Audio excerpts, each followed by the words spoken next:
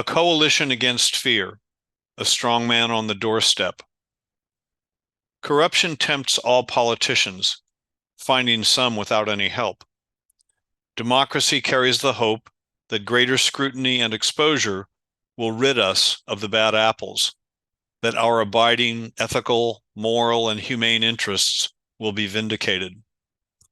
Yet while we witness many visible government failings, more are lurking in the dark.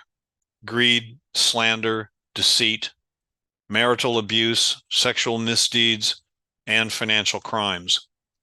Still, some citizens aid the offenders, contributing millions for their election or re-election. Why? The answers take some study. As a poverty line field laborer in California's Central Valley, paying inflated prices for gasoline, power, and food, you fear for your family's welfare. Or, a blue-collar Rust Belt resident, you're angry at the loss of union-scale jobs and benefits and the secure life they provided. Or, from a small town, you see social changes violating your traditional values. With an historic election looming, citizens ask how the candidates have benefited their families over 4, 8, 12 years, as those voters struggle with fears about the future. The current leadership appears unstable, while the opposition promises better jobs, lower taxes, a stronger border, and a return to past glory.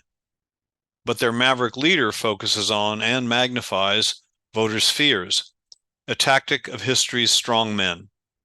Such figures, good and bad, have appeared over the centuries. Caesar, Attila, Genghis Khan, Catherine the Great, Napoleon. Catherine and Caesar were benevolent dictators. Attila and Genghis Khan, of course, were not. Then the 20th century saw a trio of cruel, ruthless strong men.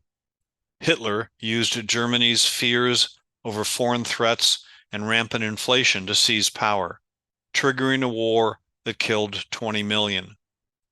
Stalin, for 30 years, stoked Russia's inbred fears of invasion and starvation. Mao Zedong's fear-based rule in China purged all foreign influence, leading to 50 million deaths by famine. These three alone caused the deaths of 80 to 100 million.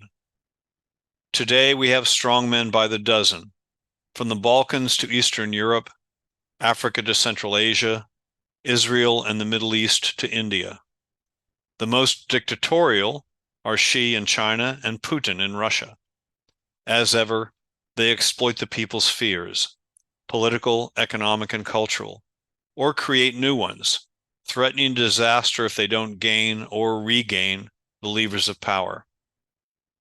What has prevented past episodes of fear leading to a strongman dictatorship in the U.S.? We have relied on leadership, some better than others, to quell the fear and get us through. What has not got us through is division and/or deceit.